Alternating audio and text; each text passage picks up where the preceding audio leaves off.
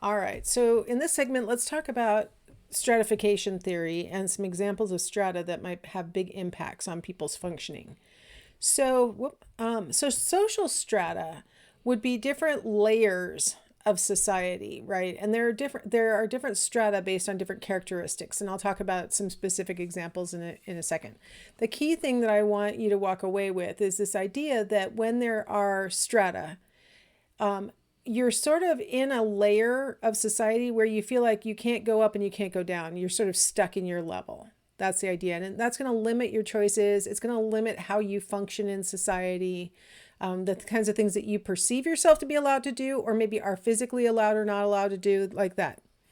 So let's start with age as a stratification, since we're in a developmental psych class. That seems like a good topic.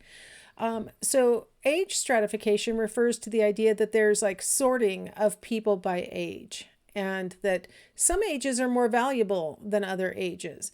In this picture that you're looking at, you see that the working adult is on a higher level than the children and the older adults. The people who are working, now they're contributing. And the people who aren't yet working because they're kids, or the people who are done working because they're older, they're not as important. And so they don't get to be as high in the strata. Now, the thing about that's kind of different between children and older adults. I mean, there's a lot of things that are different between children and older adults, but one big difference in this case is that children are children, and they haven't had times where they were in charge, and they haven't had times where they were responsible and earning money and all those things. So they're working toward that. With the elderly, a lot of times they feel like they've been moved out of the workforce. Not that they were ready to retire, but that they've been moved out, and that, it was, they were marginalized at work, or, maybe it wasn't particularly their choice to move out, but they've been moved out of the workforce and put into this strata where they're not contributing as much. Maybe they've been moved into segregated housing where they're surrounded by people who are basically their own age. And sometimes it's by choice. Again, a lot of times we retire because we want to. Sometimes we move into segregated housing because we want to. Maybe we don't want to be in a neighborhood with a bunch of kids running around and yelling, or teenagers who are being too noisy, or might, steal your hubcaps or whatever those teenagers do these days. These kinds of things. You'd rather be in a 55 and over community where everybody's, older. Maybe you want it, or maybe you've been moved there because of physical needs or other reasons. But one way or another, a lot of times we end up with the elderly separated from people of other age groups. So what we end up with is, whether because they're not working, because they're living in segregated housing, you can end up with older people who never really come into contact with very many members of the younger generation. A lot of times older people who live in segregated housing aren't visited that often by their own grandkids or great-grandchildren, and they end up pretty isolated and only among people of their same age. That can be really harmful. I mean, the older people can start to develop like really stereotypical viewpoints about younger people. They can develop fearful attitudes about younger people. And then the stereotyping can go the other direction too, where the younger people, like the ones who work, might stereotype the older people who aren't working anymore as, not being as important, or things like that. And so you end up with sort of the different layers kind of mistrusting each other, not feeling connected to each other. So basically everyone is having negative effects as a result of stratification. It's not just that the elderly have been marginalized, it's that everybody's being deprived of exposure to the elderly or to the young or to each other, really honestly. And so stratification by age is not a really healthy thing, and it really helps us to have a lot of stereotyping going on and negative attitudes towards, members of the other groups that you don't belong to. Now, when we talk about aging and, what would be the healthy way to approach, for example, retirement. So you're leaving the workforce, or your children are grown and out of the house. Like, how are you supposed to live your old age? Well, disengagement theory says that aging makes a person's social sphere increasingly narrow. Just by definition, it's always going to happen. And that an older person will slowly start to relinquish their roles. They no longer are a breadwinner, for example, or they no longer are the one who hosts Thanksgiving, or they no longer are the one who leads the craft group, or I'm trying to think of a variety of different things that a person might have done in their lives. And they just start withdrawing. right? And they start to say, well, I guess the younger people have got it handled. They don't really need me. And then that can contribute to an overall attitude of passivity, where no longer am I assertive and active. I'm instead just sort of disengaging and just saying, well, I guess my time is done. My time is past. And disengagement theory says that this isn't really a healthy way to live our older life, right? That this, but that it happens, that this is done to the older person, so that the older person sort of has to fight against it. Activity theory argues that elderly people want to remain active and that they in fact need to remain active in a variety of social spheres. So within their own families, having an influence on their grandkids and kids and so on, with their work friends maybe, or from, with people who share some interests. Here we have some older people playing bridge again, common theme in this old age chapter. So maybe it's just social, social relationships, not based on work, not based on family. This theory says that satisfying aging depends on becoming more active in the community, not less. So now that you have more free time, you should be using that free time to, volunteer, to contribute to the community in some fashion. So activity theory actually kind of makes it sound like you should. I always hate it when things say we should do something. I don't know about you. There was an old psychoanalytic theorist named Karen Horney, and she said to avoid the tyranny of the shoulds. And I thought, you're right. I mean, that's such a damaging thing to tell a person, that they should be active, that they should be volunteering in the community, that they should have a bunch of social different spheres that they're interacting with. This might be healthy for some, and it might be natural for others. Like some people just stay active with their spheres of influence and stuff. And other people might be happier with disengagement. Maybe I'll try and give you an analogy that you might relate to. Maybe you were in high school and you were super active in high school. Like, when I was in high school, I was in multiple different clubs, ranging from like Spanish club to student government, to the dance team. I had just a number of different things I was doing, and I was involved because anything that interested me, I would join the club.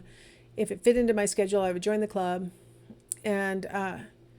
And then I was working a part-time job to pay for all my club things that I was doing. And so when I got to college, I was like, I'm not joining any of these clubs. I'm just going to go to class, work my job so I can work my way through school. And this is what I'm doing. This is all I do is I work and I go to school. So basically I had that moment of disengagement theory where I was like, I did all the activities I felt like doing when I was in high school, and I don't want to do them anymore.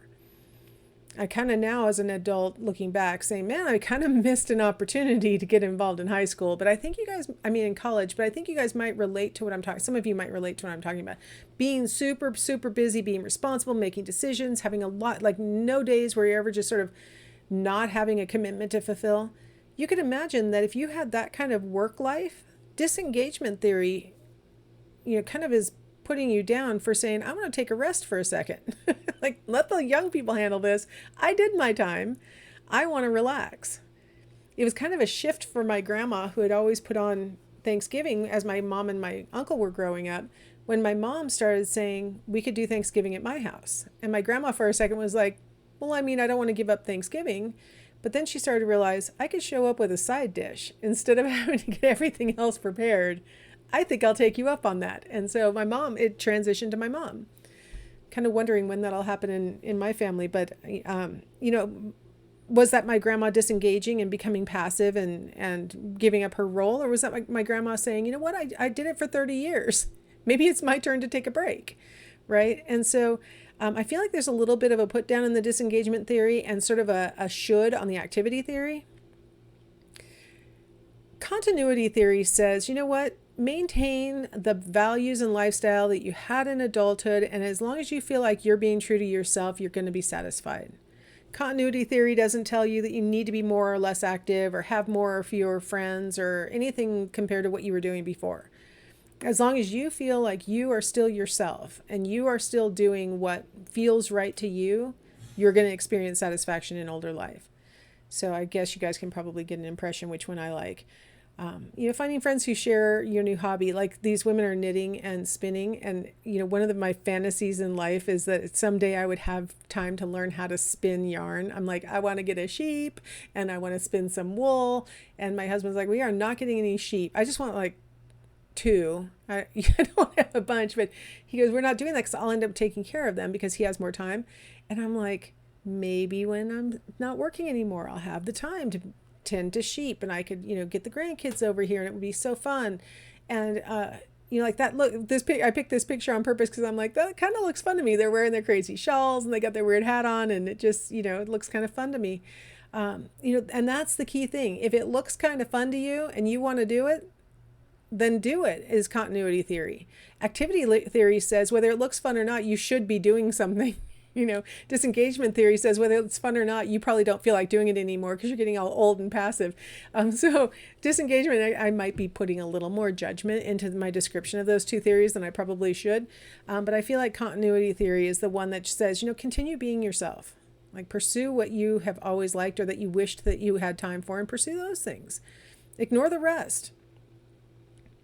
All right, so age is one stratification. Gender is another stratification. On average, men in society tend to have more power than women, tend to have higher incomes than women on average, and on average are physically stronger than women are on average. I want to take a second on this one and talk about one of the implications of that is that women are less likely to live alone when they're over 65 than men are, and a lot of women report because they feel fearful that something bad will happen to them, even though with every passing decade, women become less and less likely to be victimized by crimes. If you look at the lightest blue bar is 12 to 17-year-olds. The dark blue bar is 18 to 24-year-olds. The gray bar is 25 to 34. The red bar is 35 to 49. Green is 50 to 64. And then that teeny tiny little mustard colored one is 65 and older. So even though women become less and less likely to be victimized as they age, they become more and more fearful about being alone. And so you find that women oftentimes, if they are alone, then they will like live in an apartment where they at least feel like other people are around, or they'll move into an older condominium for older people, something like that, where they feel protected. Women are less likely to work outside the home. On average, men are more likely to work outside the home. And then there's an implication of that because it turns out that on average, women are less prepared for retirement than men.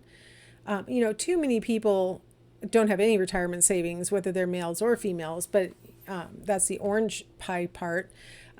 They have nothing saved up for when they retire, so they're going to rely entirely on Social Security. But women are 8% more likely to be in that condition than men. They're pretty equal at having saved less than $10,000. So they have some amount of money, but not more than $10,000. Pretty equal on that. They're pretty equal on having $10,000 to $49,000 saved up. They're exactly equal on having $50,000 to $99,000 saved up.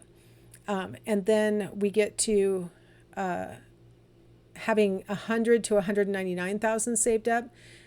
Men are about 2% more likely to be in that condition, and then they're twice as likely to be have saved up $200,000 to $299,000, and more than almost twice as likely to have saved up more than $300,000 than women are. So on average, women are less prepared than men when it is time for retirement to actually fund their retirement in a lifestyle that they've grown accustomed to while they were wage earners. And then there's stratification by race. One of the things that we know is that the income that a person has is influenced by a whole bunch of factors, like the education that the person has, the amount of health that they've enjoyed across their lifespan. Healthier people tend to earn more.